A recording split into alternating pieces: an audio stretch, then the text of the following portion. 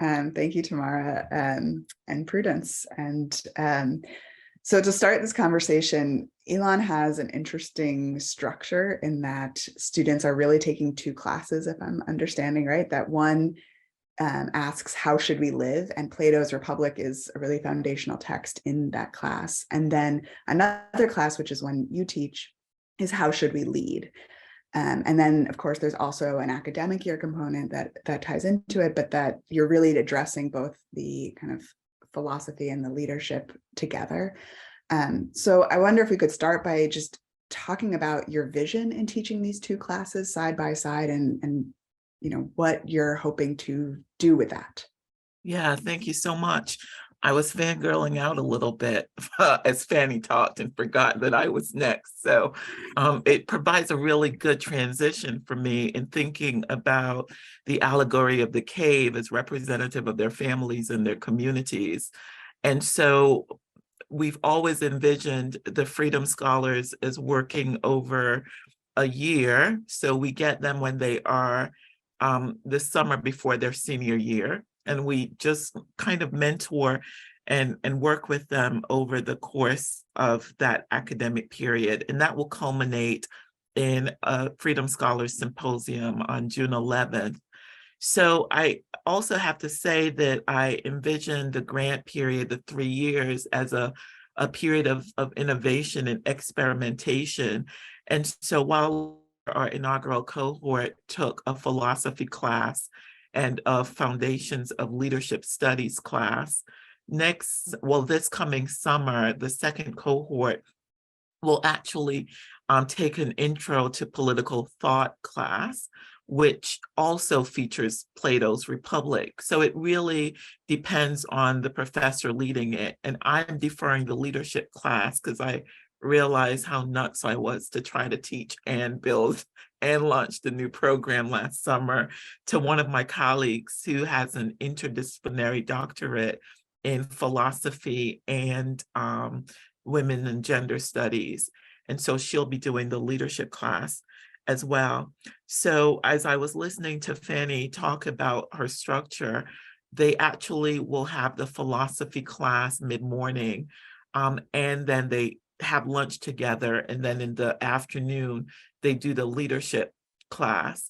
And we wanted to, as realistically as we could, really mimic or introduce them to some of the ways that that first semester of college might just hit them in the face. So they get up for breakfast together, 8 o'clock. And we really thought a lot also about the group dynamic.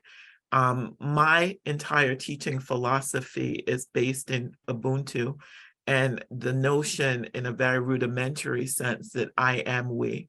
So while we are nurturing the individual student as they work to, borrowing from the title of Richard Rodriguez, achieve their desire, that they are also working within the parameters of a group. We are in Alamance County in North Carolina, which has its own issues like every other community. But I often challenge the students to think about our cohort as a microcosm of that community. So if you can't kind of make it here together and you want to see change in your community, then exactly what are we doing? So when I envisioned the program, I thought about meeting, the kind of parameters of the Knowledge for Freedom goals. And we theme our 10 days together. So it's a 2-week program where they are living on our campus, getting college credit. We offer them a stipend, half of which they get at the end of that summer, the other half at which they get at the end of the program. And after that program, we start meeting monthly in September, where they are now applying their learning to a challenge maybe that's facing their local community, and which emanates from a deeply personal space, because I think that's where a lot of our most meaningful research comes as scholars. And so we also kind of have a book club, and they have organized themselves into four groups this year. So one group is working on Latinx mental health. Another is working on mentoring um, girls of color in 8th grade. Another group is working on providing more art opportunities for young people in the school system. And then the final group is working on LGBTQ resources. And so we have a pairing of a text that connects in some way to their civic engagement projects. And we meet at a local organization working on the issues that they're studying and their projects that they're trying to implement as well. So there are lots of different pieces that we have, and that we will see. Maybe I'll share with you at the end of the year.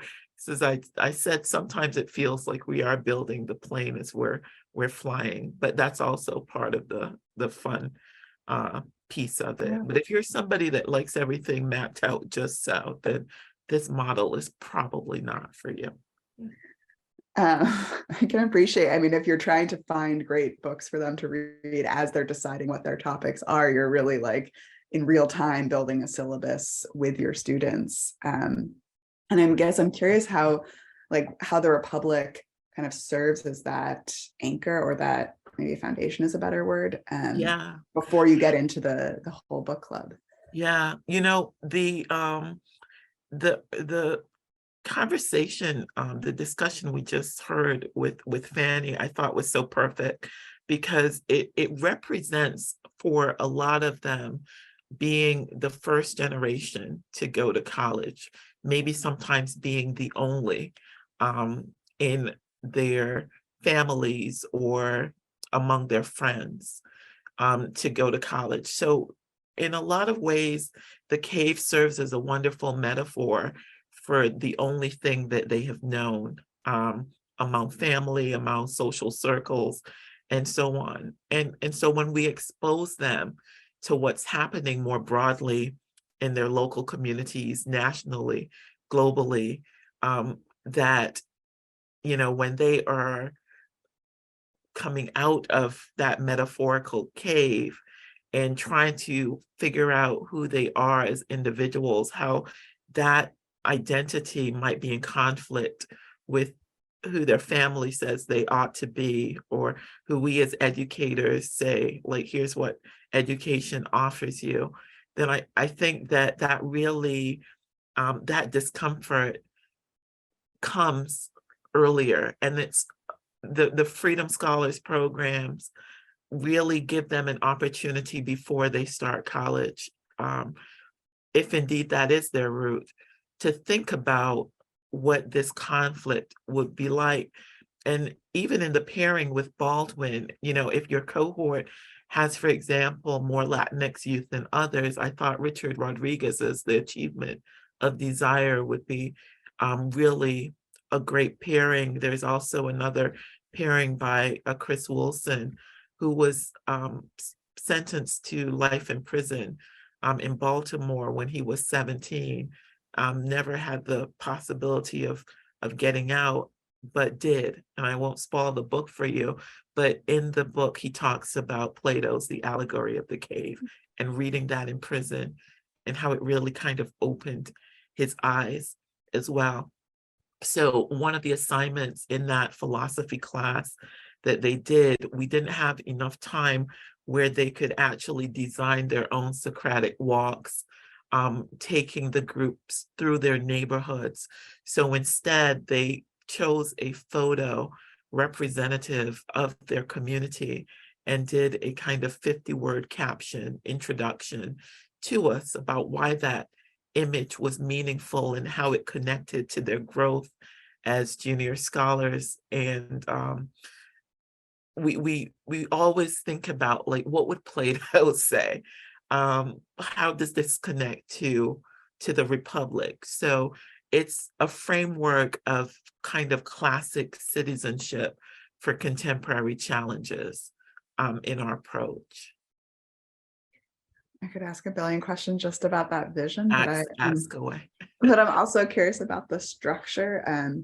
So, I mean, I understand from the leadership class, they come up with these civic ideas, and then they continue during the academic year, and you have mentors, civic mentors, who really help them kind of find their specific kind of intervention that they can make. But could you also talk about what happens in that leadership class? Like, what are the skills, or what are the conversations that are really important for you to make sure you're having with these kids? Yeah, working in a group, making sure that in their collaborative approaches, that their individual interests are also being grounded in the work. An introduction to academic and scholarly research. So we pull in our librarians, for example, giving them an introduction to just basic journals and databases, and how one searches for resources. What is a scholarly resource? Thinking about broader themes about how would I share my work with others, with my, grandmother who may not know any of this stuff, to doing an elevator pitch, to really thinking about different audiences, to drafting their academic posters. We also, introduced them to some of the student-led conferences that are held on campus to give them ideas about how their symposium could look and could shape up, how to talk to an academic or a career or a civic mentor. So we have a judge in the program, we have attorneys, and I realized really quickly, just writing an email was almost overwhelming for some of them. And I just kind of, for them, for colleagues, always say people are people are people. Forget the titles, right? And connect with people at their human level. So those are really some of the fundamental skills, helping them understand their leadership styles, to be able to name it, to ground it in leadership studies, to think about when those styles need to be adapted depending on the situation, the audience, and the context. Sometimes they are out front, sometimes they're in the background. When am I quiet? When do I speak up? When do we need to have a group meeting because some things aren't working? It's really also about building their confidence. Absolutely. I mean, those are skills I'm teaching my MA students right now. So that's Those are skills certainly sometimes I'm teaching older people too. So yeah. And I guess my last question for you, and we're going to open it up to everyone here. I know you have a background in service learning pedagogy, and that's not something that everybody necessarily comes in with. So I wonder if you could say, how does that help you already in the work that you're trying to do? And what advice do you have for people who don't have that background? Yeah. So, my background is not in philosophy or the classics either. So the quickest answer is to find people who have the expertise. And so if that is service learning for you, if you're not connected in your local communities, then there is at least one person on your campuses who is. You may have an office that does that. If you don't, there are people who come from different walks of life than you do, sending in an email, hey, do you know anybody working on this issue in our area? So for me, that happened at a very specific moment. It was September 11th, 2001. And I was a grad student at the University of Miami teaching about punctuation. And one of my friends came in the room and say, hey, have you heard? And we're like, no, we're under attack, and the rest. And as a grad student, I was like, okay, how do I pivot? Now, it's not to say punctuation is not important and the comma, because that could be catastrophic if you're an accountant with one misplaced comma. But from that moment, I really vowed that my teaching needed to make sense in the real world, and that our ideas needed to have practical implications. So that has collided for us so much in the Freedom Scholars, as basic things like coming to or events or campus means gas money, means an Uber for the students or their families. Well, how do we get there? Thinking about giving up summer or year-long employment to come. I never want to think about my role as being in an ivory or ebony tower, but always connecting with our community. So what are we doing as educators if our work doesn't make sense to our communities? We always talk about wanting our students to be global citizens, whatever that means. But they already live in the world. They're already under pressures from their families and friends.